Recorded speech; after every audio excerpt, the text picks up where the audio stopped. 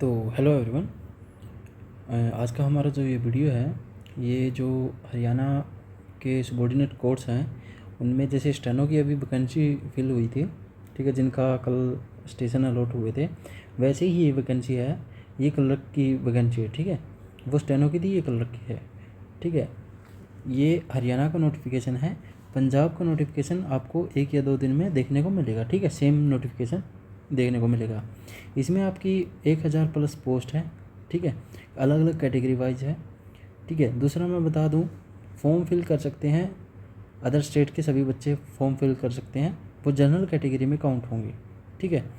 जो हरियाणा के होंगे उनके लिए जो कैटेगरी है ओबीसी एससी एसटी सारी कैटेगरी उनके उस पे बेसिस पे फिल होगी, ठीक है। और जो आपकी ओपनिंग डेट है वो ये है 26/5, ठीक है, और क्लोजिंग डेट है वो है आपकी 23/6, ठीक है।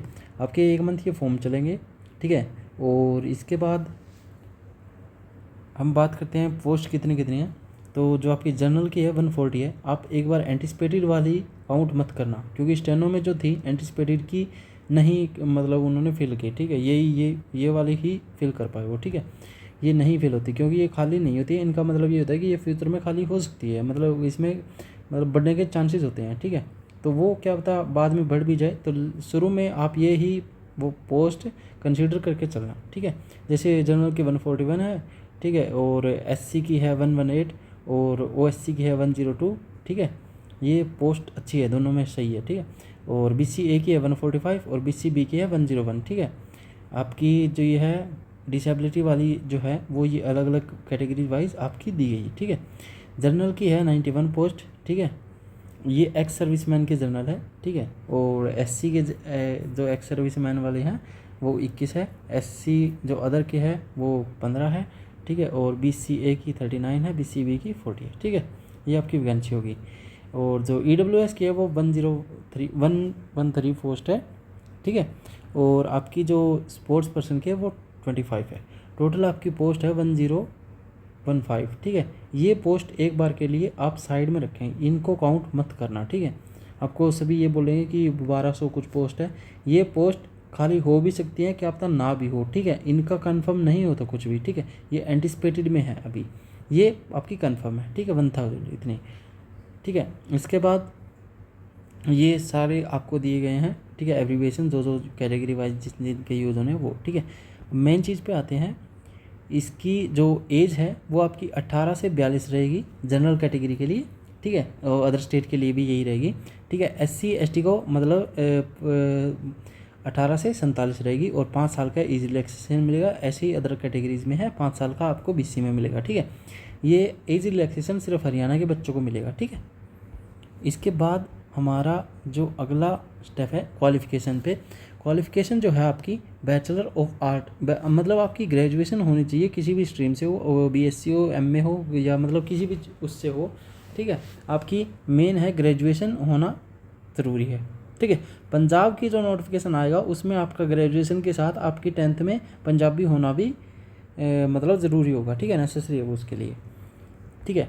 और आपको ये जो वर्ड प्रोसेसिंग स्प्रेडशीट है इनके लिए कोई सर्टिफिकेट वगैरह की ज़रूरत नहीं है, बस इसका टेस्ट आपको क्लियर करना होता है, ठीक है। उसके बाद हिंदी और संस्कृत में से कोई एक सब्जेक्ट आपके पास होना चाहिए 10th में, 10+2 में, ग्रेजुएशन में, ठीक है। किसी में एक में भी, ठीक है, किसी में भी एक में होना चाहिए, ठीक है। जो आपके जो ग्रेजुएशन है वो आपकी 23/6 से पहले कंप्लीट हो जानी चाहिए, ठीक है। और पे अलाउंस वगैरह ये आपको जो मतलब ये दे गया है सबॉर्डिनेट ऑफ हरियाणा के हैं, वो अलग अलग टाइम पे अलग अलग चेंजेस होते रहते हैं, तो उसके अकॉर्डिंग आपको वो इसका पे होता है, ठीक है। अगला है आपका फॉर्म फीस है, वो जो हरियाणा के हैं कैटेगरी के, ठीक है, उनकी 710 है, और जनरल के जो हैं उनके मेल के लिए 1200 है और फीमेल के लिए 875 है, ठीक है।